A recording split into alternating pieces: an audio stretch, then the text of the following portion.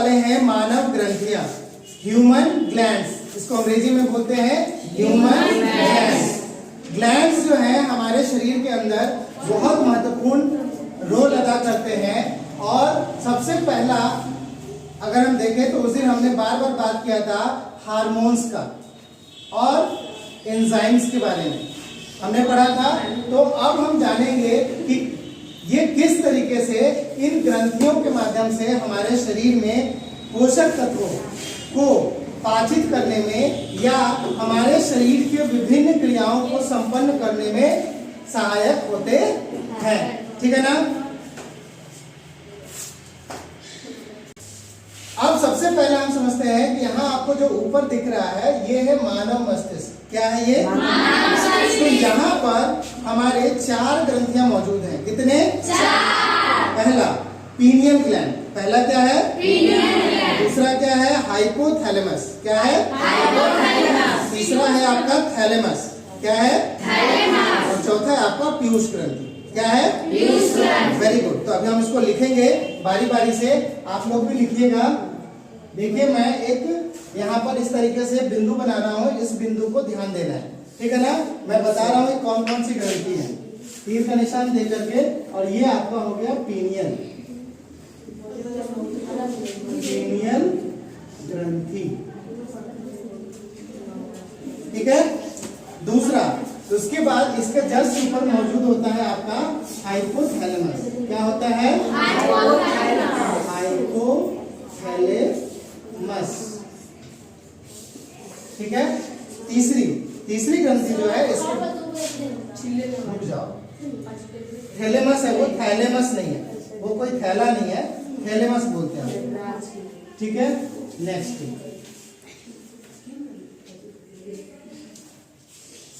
Hypothalamus के बाद अगला जो है वो है आपका थैलेमस।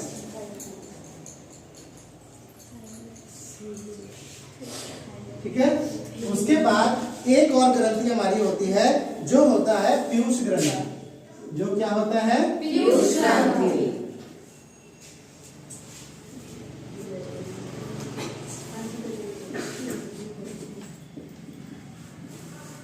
ठीक है ना। तो यह 4 प्रकार की ग्रंथियां यहाँ पर पाई जाती हैं। अब दूसरा जो हमारा मुख्य ग्रंथि होता है वो होता है हमारे ग्रसनी में। कहाँ? ग्रसनी में क्या पाया जाता है इसको समझते हैं। तो यहाँ पर सबसे पहला जो है, यहाँ पर एक ग्लैंड पाया जाता है जो चिड़िया जो होती है ना, किस तरह से चिड़िया होती है आप देखेंगे कुछ इस तरीके से।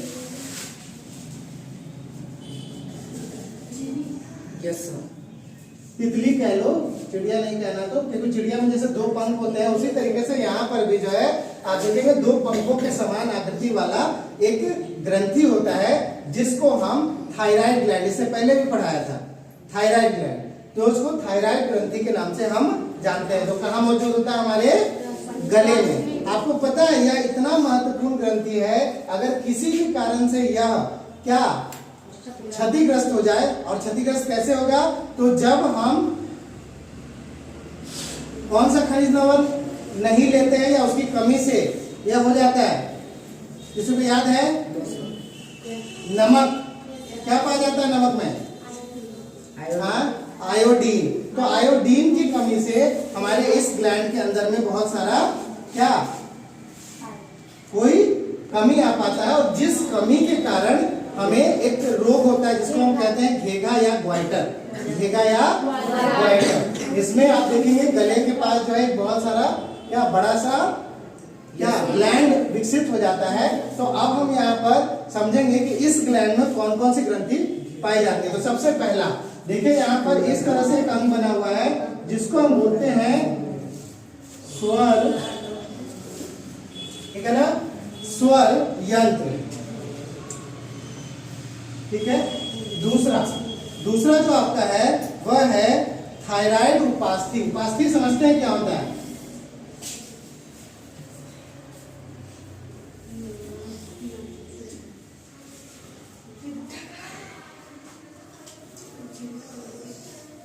थायराइड उपास्थि। उपास्थि मतलब हो गया जो हमारी हड्डियां होती हैं उसको हम क्या बोलते हैं? उपास्थि, है ना, या जोड़ जहां पर होता है ना, तो यहाँ पर तो काफी जोड़ है, बहुत सारा। उसके बाद अगला जो है पैराथायराइड, और यहाँ देखिए ये और ये पैराथायराइड ग्रंथि, ठीक है। और एक आपका है थायराइड ग्रंथि, थायराइड ग्रंथि, समझ गए। तो ये कहां पाया जाता है? 3 महत्वपूर्ण ग्रंथियां हमारे इस स्वर तंत्र में। अब उसके बाद नीचे आते हैं, तो अब यहाँ पर हमारा जो वृक्क है, वृक्क मतलब किडनीज बोलते हैं इसको, है ना, तो 2 वृक्क मानव शरीर के अंदर में 2 वृक्क पाई जाती हैं। तो इसमें आप यहाँ पर देख लेंगे, ये जो दोनों हिस्सा दिखाया गया है यह वृक्क का है। तो यहाँ से क्या निकलता है सो अभी हम देखेंगे। तो पहला हो गया अधिवृक्क ग्रंथि, ठीक है। अब उसके बाद नेक्स्ट दूसरा है आपका यहाँ पर अग्नाशय, एक होता है अमाशय और ये क्या है? अग्नाशय, जिसको इंग्लिश में बोलते हैं पैनक्रियास। क्या बोलते हैं? पैनक्रियास। और अमाशय को क्या बोलते हैं? स्टमक। क्या बोलते हैं? स्टमक। अब जो है अग्नाशय से अग्नाशयी रस निकलता है। अग्नाशय से क्या निकलता है? अग्नाशयी रस। और वृक्क से क्या निकलता है? अधिवृक्क ग्रंथि। यहाँ पर ग्रंथि एक पाया जाता है और इस ग्रंथि से भी एक रस निकलता है, ठीक है ना।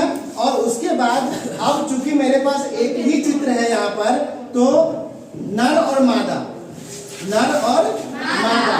तो नर के लिए जो है यहाँ पर देखिए एक ग्रंथि बनाई गई है जो ये नर का है, ठीक है ना, और ये जो है मादा का है, ठीक है।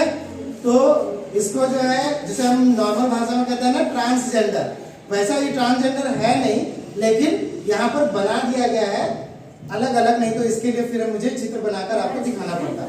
तो आप समझ लीजिए, तो ये जो ऊपर का दिख रहा है ये मादा जनन, क्या है? मादा जनन अंग तंत्र है, जिसमें क्या पाया जाता है? कौन सी ग्रंथि? तो यहाँ पर पाया जाता है क्या?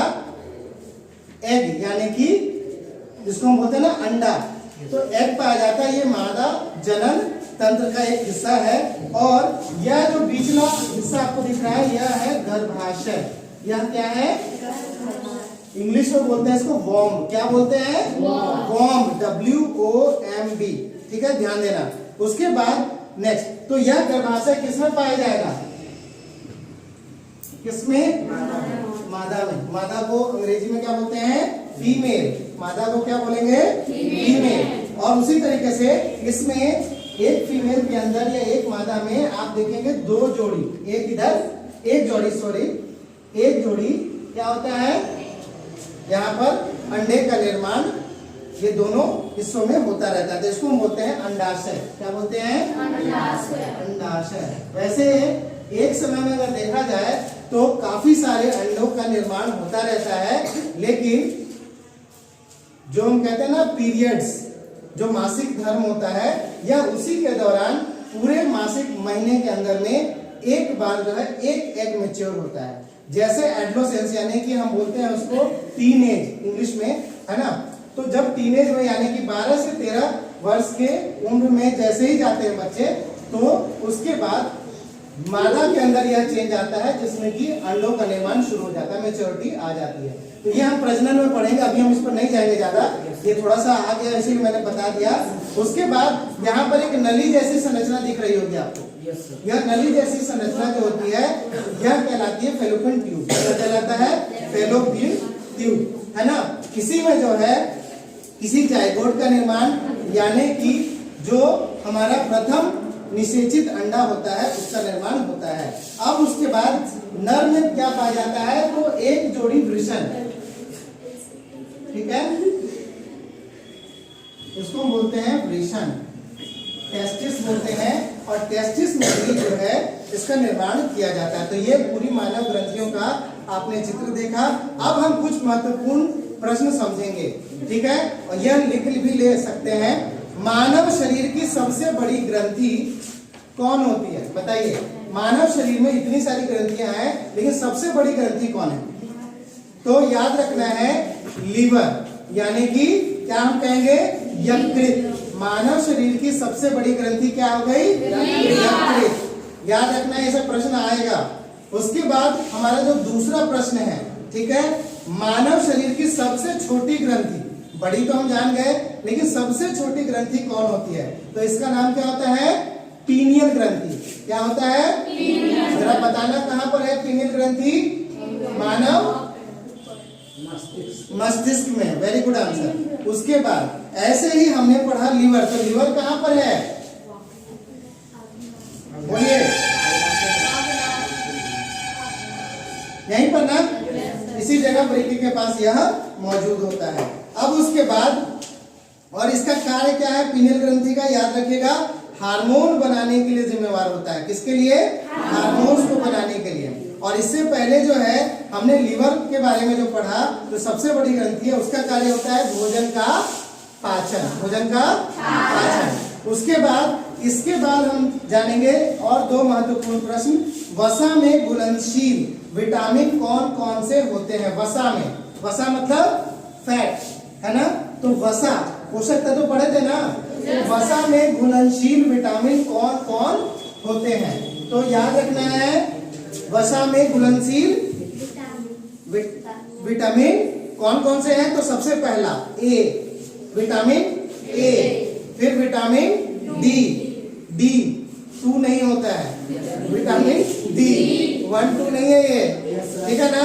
फिर से सुन लो, वसा में घुलनशील विटामिन कौन होता है? यानी कि किसी भी तरह के फैट, यानी कि जिसमें वसा पाया जाता है, उसमें हम उस विटामिन को आसानी से घोल सकते हैं। तो फिर से सुन लेंगे प्रश्न, वसा में घुलनशील विटामिन कौन कौन होता है? तो vitamin A, vitamin D, vitamin E और विटामिन के। याद रखना है, यह बहुत महत्वपूर्ण प्रश्न है। आप ही के क्लास में नहीं, बड़ी बड़ी क्लासेस में भी यह प्रश्न आता है। दूसरा, अब कौन से 2 विटामिन है जो बच गए, है ना? कौन से ऐसे 2 विटामिन है जो बच गए, बताओगे, जो कि जल में घुलनशील है? वसा के तो हो गए, है ना, 4, लेकिन जल में घुलनशील 2 विटामिन है। पहला विटामिन है आपका vitamin B complex, vitamin B complex. उसको कॉम्प्लेक्स इसलिए कहते हैं क्योंकि विटामिन बी के अंतर्गत बहुत सारे और विटामिन आते हैं, है ना? एक पूरा समूह है, इसीलिए इसको विटामिन बी कॉम्प्लेक्स। आपने कई बार देखा होगा विटामिन B12 लिखा रहता कहीं, ऐसे करके। वही आप देखेंगे, जैसे हॉर्लिक्स हो गया और इस तरह की बहुत सारी जो क्या पोषक तत्व अलग से जो हम प्राप्त करते हैं, तो उसको विटामिन B12 लिखा रहता है। तो इसका क्या अर्थ है? यह जो है एक समूह को दर्शाता है। उसके बाद नेक्स्ट लास्ट आपका है तो विटामिन बी कॉम्प्लेक्स और विटामिन सी, है ना? तो इसी के साथ हमारी मानव ग्रंथियों से संबंधित जो है आज का क्लास समाप्त होता है। अगर कोई प्रश्न होता है किसी बच्चे को, तो कृपया वो अपना डाउट बाद में आकर क्लियर कर सकते हैं, ठीक है ना? और अगर हमारा वीडियो आपको अच्छा लग रहा हो तो कृपया लाइक और सब्सक्राइब जरूर करें। धन्यवाद।